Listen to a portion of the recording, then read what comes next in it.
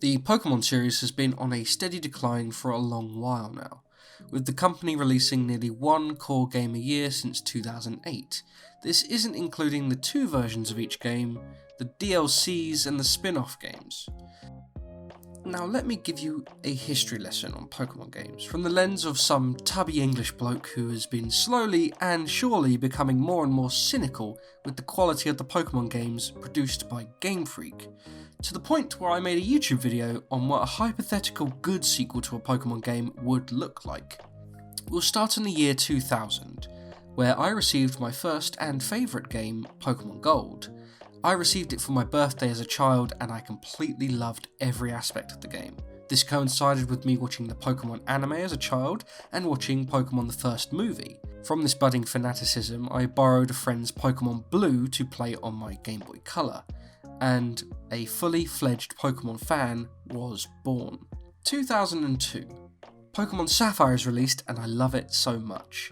A new entry on the Game Boy Advanced. I feverishly remember solving the Reggie puzzles with the braille in the back of the booklet that comes with the game and feeling like a genius. I then also buy Pokémon Emerald, but halfway through my sister steals my GBA and hides it under her bed for 6 months, causing my mum to call me an idiot who loses things all the time.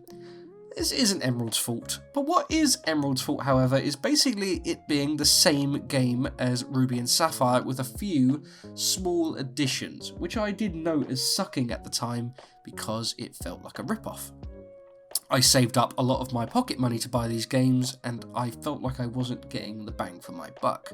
This is around about the same time that Pokémon Fire Red and Leaf Green was released, and while I did love those games and going through the updates to the old game I only played a couple of years prior, it did still feel like a remake that was a bit expensive for what it was. Cut to 2006. This is the DS era. We finally have a Pokemon game released where there is Wi-Fi trading and Wi-Fi battling.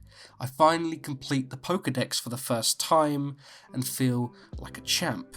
I've battled people online, I lose quite a lot. Not much changes in the games, but at least the updates to the mechanics and visuals look pretty great, and also it has plenty of evolutions to previous Pokemon to fuel my nostalgia. In 2008, Pokemon Platinum is released, along with a year later Pokemon Heart Gold and Soul Silver being released, filling this odd precedent that there will be a mainline game and then almost a year later a remake or another version of a game with barely any additions. I understand that they want to give fans Pokemon content every year, but this does feel a bit scummy, especially considering since the advent of Wi-Fi trading, there is no real need to having two different versions of the game, and it seems just a move to make money. Cut to 2011. Pokemon Black and White are released along with a sequel to the story, Pokemon Black and White 2. This is odd, and it's also where I started to get bored with the series. Barely anything new or interesting is added, and even the mechanical changes they add aren't really used very much in the game past a few odd segments, such as rotating battles or triple battles. X and Y is released in 2013, with it confirming now that I believe Game Freak or the Pokemon Company are completely devoid of ideas and are purely money driven, putting out the same type of game with barely any interesting changes almost every year. The Pokédex is becoming bloated, with more and more new Pokemon added, and a fairy type is added as well, which is the biggest mechanical change in years, that barely changes anything about how the game is played, apart from on a meta perspective. Omega Sapphire and Ruby are released in 2014, which are fine, as far as I remember, remakes of games that I love, and I remember the Latias flying mechanic to be actually quite excellent in the way of traversing around the map, making it quite simple to get to different places with less backtracking. But the most notable thing, actually, about this game would be the IGN review of the game with the infamous 7 out of 10 too much water comment. This really opened my eyes to the fervour and adoration that the series gets, and anything less than a glowing 9 or 10 out of 10 review really leads to some horrendous backlash from the fans. The game isn't exactly wonderful, and it removes a few features that people liked and slowed the pacing down with some cumbersome cutscenes, along with the emerging problem of the series, its extreme easiness. So this score makes sense to me, but the fans weren't ready to hear it. 2016 rolls around and Pokemon Go is released. Everyone and their mum is walking around playing Pokemon. The casual nature of the game is a hit, and everyone's nostalgia for playing Pokémon as a child has the public in a frenzy, with crowds gathering and singing the theme song all around the world, even some deaths for some crazy people going out and walking in the desert or walking into traffic. Unfortunately, Pokémon Go is a buggy mess, with lackluster mechanics, missing out on any of the interesting ideas that could happen from the massive casual audience that you could have, and solidifies me as another cash grab move by the Pokémon Company. Incidentally, Pokémon Sun and Moon are released in the same year, with the hype for the series never being higher, but the same problems as the previous games are present. Regardless of the promises to mix up the formula, the games are incredibly predictable and linear. Easier than ever, no new ideas in the mechanics, extremely hand-holdy, and a droll story which estimates, I think it was 20 minutes of cutscenes and 5 hours of long text box conversations in a 20 to 30 hour game, which really shows that the pacing of these games is being decimated here. The game releases to the highest Metacritic score for any Pokémon game in the series. More recently, in 2019, Pokémon becomes the most profitable media franchise in the world, over such franchises as Star Wars and Mickey Mouse. Let's Go Pikachu and Ultra Sun and Moon are released in the previous 2 years, both streamlining the mechanics to bring the games more in line with the casualness of Pokémon Go. I do watch the movie Detective Pikachu with my friends, and I think it's alright. Certainly one of the best video game movies for a while, and it's quite entertaining without even having a prior knowledge of Pokémon, which is key to most of these movies. Pokémon Sword and Shield is the worst Pokémon game I've ever played, and one of the worst games I've ever played. I'm happy that random encounters are gone, and that's about where the praise stops. The hyped up open areas are empty and devoid of interesting things to do. The game is as structural, formulaic, and brain dead as possible. I constantly feel like I am being stopped from playing and having fun to listen to someone talking about, I don't know, the team football fans or whatever doing something bad. The story is unengaging. Visually, the game is a mess, with technical issues bugging the game all over the place, along with visual unappealing effects during a lot of the battles. The tired turn-based mechanics feel incredibly out of place, and I struggle to finish this game. Now, while Zelda and Mario are making huge innovative leaps in game design and taking both series to new heights, Pokémon still feels like a money-hungry monolith, happy to slap Pikachu's face on any basic version of the Pokémon formula for a quick buck. This is the first time I hear outward criticism from fans on the Dexit issue, where developers confirm that not all Pokémon are in the game and may be in the DLC instead. Mass outcry from the fandom proceeds, with people's favourite Mons potentially not appearing in the game, and heated debates on both sides rage on Twitter. A key point being brought up is how Pokémon, the most profitable series in the history of the world, does not show this at all in-game. Animations are constantly recycled, models are barely changed, attack animations look cheap, old Pokémon still use bit-crushed sound effects, frame rate drops are constant, and the pop-in or draw distance of Sword and Shield looks like it belongs on PS2. Boycotts are threatened for Pokémon Sword and Shield unless the issues are addressed.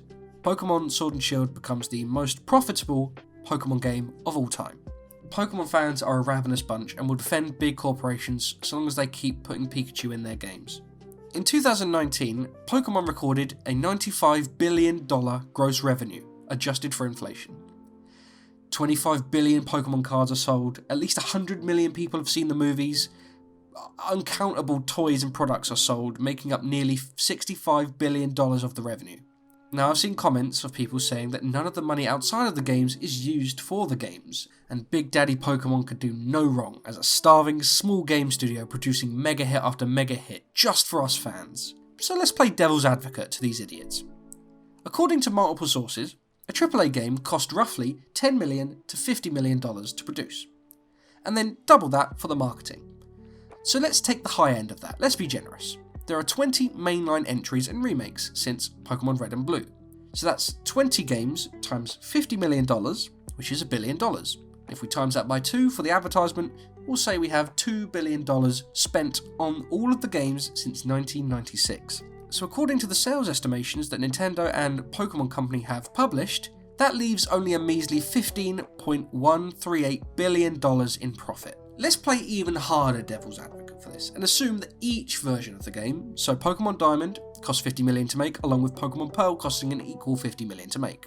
This leaves us with 36 entries in the series. each costing $50 million to make with an extra $50 million for marketing, totaling $1.8 billion in dev costs and $3.6 billion after marketing, leaving just a paltry $13.5 billion in pure profits. Now, this is a very conservative estimate, as I know for a fact these games certainly didn't cost this much to make.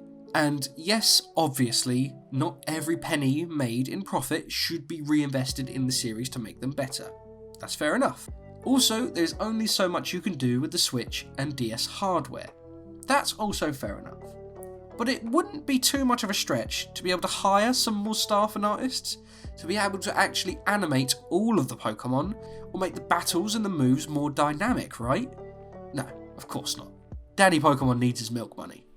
When you see other RPGs of the same ilk really smoking Pokémon in these areas, I find it hard to have much sympathy here. Now that brings me to today, with Pokémon Legends Arceus and Pokémon Scarlet and Violet releasing in 2022. 2 games in 1 year, or 3 if you're being pedantic. Legends Arceus actually tried something new which people genuinely found interesting, as did I. And it's actually different from the standard formula, which is to be applauded, but let's be clear here, that's the smallest bar that anything can clear, considering how often the Pokémon series recycled content and formula. Charitably, you could argue that this basically serves as a proof of concept for the next mainline game. You should totally not do that because they sold the game to people under those pretenses and made a hell of a lot of money from it. Scarlet and Violet boasts an open world with you being able to choose the order you can complete quests and gyms in, with some small quality of life improvements being added. But I've never seen such a visceral reaction to the low quality of the game. The reviews are slating this game in lots of different areas, and this excerpt from The Guardian sums it up. This is what makes Scarlet and Violet such a frustrating experience.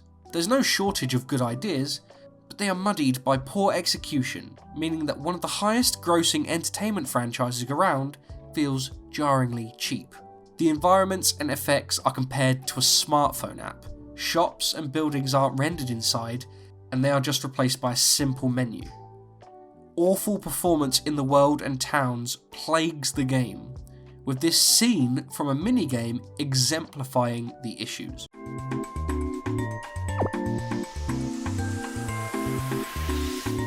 The review compares this game to Xenoblade Chronicles 3, which got a much more impressive open world environment working and running on the Switch, so the hardware shouldn't be used as a crux of an argument for why this game looks so terrible. But aside from technical issues, the lack of level scaling makes the game either punishingly hard if you veer from the suggested path, or embarrassingly easy if you keep to it.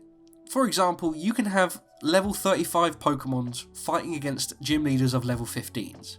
And even if you were to follow the suggested path, it comes with a ridiculous amount of backtracking across the unexciting open world. There's an unchanged battle system, lots of Pokémon are missing from the game again, undoubtedly saved DLC, and there's nothing exciting mechanically to mix up the gameplay to add in breaks to the pacing. It's really sad to see the potential for the series constantly squandered by greedy executives who want to turn around as many quick cheap games as possible until the fan base finally wises up to the scam. In the video I made on what I wanted to see from a good Pokémon sequel, I asked for a true open world, non-linear exploration of quests, a single PP pool, multi-type moves, a change to the status effects, interesting uses of the mechanics, making unique battles and gyms, use of emergent gameplay to tell the narrative and story, actual challenge to the game, and finally an ease of competitive gameplay to be accessible to everyone who wants it. It just so happens I have been playing a game recently that actually manages a lot of this stuff minus the open world, and that game is called Coromon. Released in March 2022, Coromon, developed by Tragsoft, is an indie game developed to fill the void left by Game Freak for an actual good game. At only $20 on Steam, with only one version, this game captures a lot of the essence of what Pokémon should be, while even being ported to mobile for Christ's sake. You start as you would expect in a Pokémon game, choosing a starter from a research facility and told to go off to different regions. But this is where the actual care and design starts. You're given a reason to explore. As you go around the region, you have to investigate the essences of big powerful Titan Coromon, and the strange things that they are causing in the local areas. There is a mysterious alien race that is harassing scientists to gain this power as well.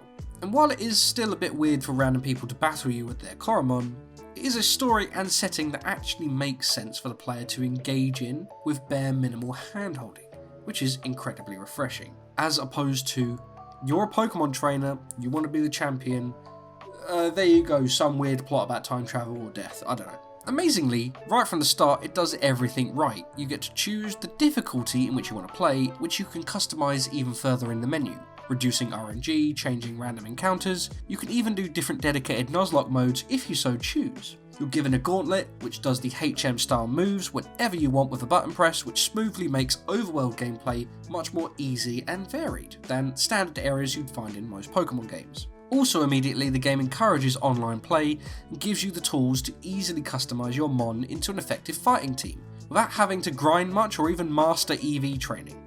The most impressive aspect is the balancing of difficulty and the changes to the battle system, which for the most part work wonderfully. Finally, there's a global PP pool, which they call SP, which all moves draw from, and you can spend a turn not acting to recover some of this SP. Status effects are slightly more interesting regarding loss and regaining of SP, and remixing some of the familiar ones you would find in Pokemon, such as Burn, Paralyze, even Sleep.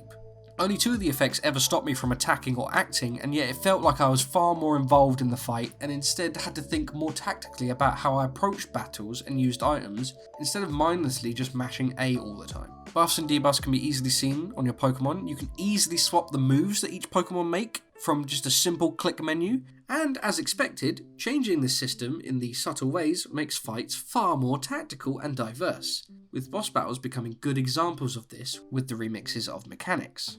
They have 2 different forms, different moves that trigger in these different forms, and effects which attack your other Pokemon not in battle. This meant I had to consider stacking status effects, using the Pokemon traits and the makeup of how my team is set up far more intricately than any Pokemon game I've ever played, and it felt great to actually succeed in these boss battles. Some other nice changes are that along with a level up, the Mon get another bar of potential, which lets you assign 3 extra points to any stat you want. Fainted Coromon still get XP if they battled or hold the XP share. Coromon evolve mid-battle. These interesting changes keep the battles feeling fresh in a game that is almost half the length of most standard Pokemon games, and yet it feels so much more fleshed out and memorable. The most divisive gameplay addition that Coromon has put in is understandable, since they have only 114 Mon and it would be far too blatant to copy. And this is the type pools.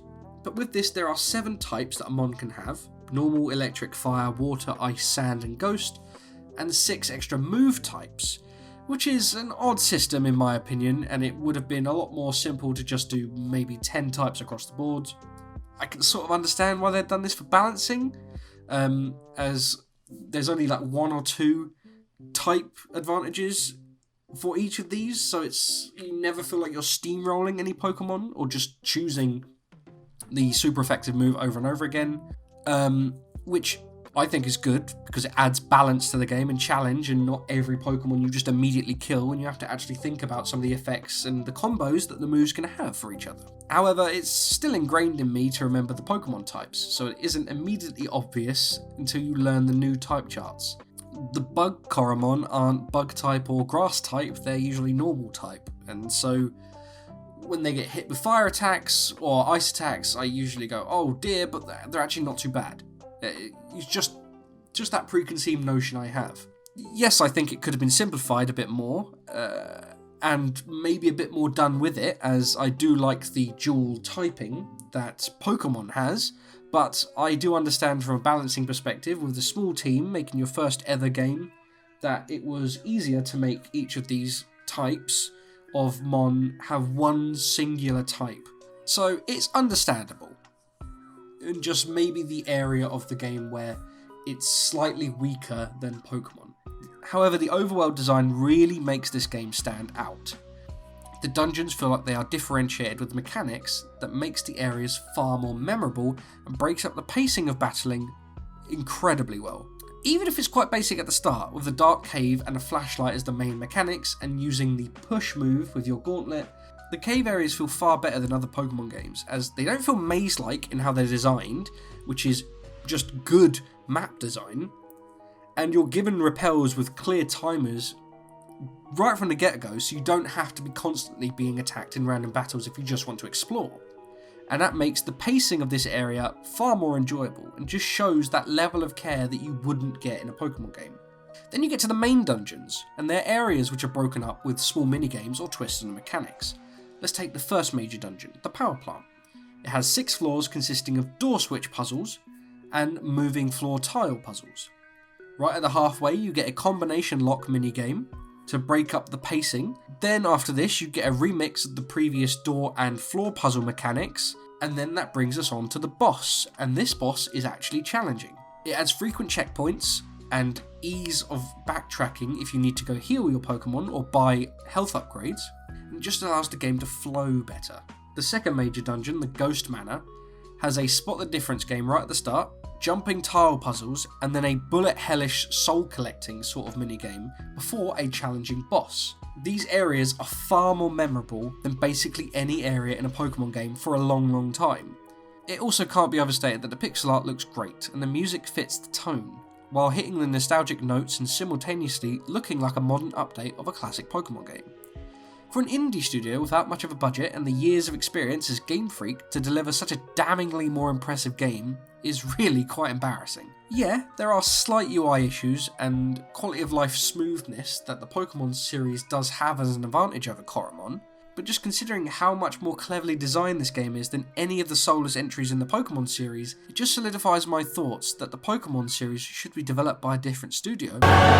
Or at least it would be best if Game Freak underwent some big changes and removed the focus from profits.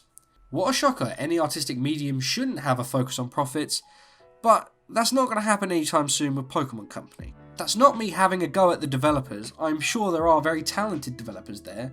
It's just down to the head designers and the executives making those decisions at a broad level that bring the Pokemon series down, because they're clearly designing it in the cheapest way they can possibly do it. And there isn't a shortage of Pokemon style clones out there. For example, Temtem and Pocket Mortys and a plethora of other Steam games in the recent years.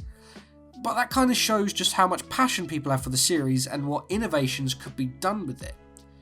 And I would eagerly await a sequel to Coromon with a much bigger budget and more ambitious ideas, and I know I'm infinitely more likely to actually get that game realised sooner than, I don't know, Pokemon shit and piss being made with any sort of artistic integrity. And that's really the bad thing. Pokemon fan games shouldn't be filling the void for Pokemon games while Pokemon is still being churned out factory style. But I'm sure Scarlet and Violet will be the biggest selling games in the franchises, and Big Daddy Pokemon will not change their ways for a long time to come.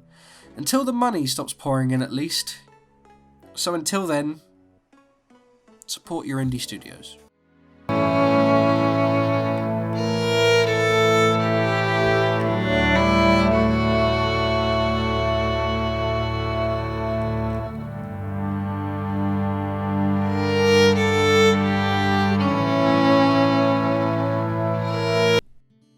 Hey, OrangeJuiceJaz here. Sorry for not posting in a while. I've come over 1,000 subscribers. That's great. Thanks, everyone. I have been working on something for the past 2 years, which I can't exactly share with you yet, but well, hopefully soon I'll be able to at least reveal what I've been working on. I do have other video projects in the work, but they may take some time to make, as they aren't exactly my sole focus, and I do have a full-time job. But thanks anyway, and bye!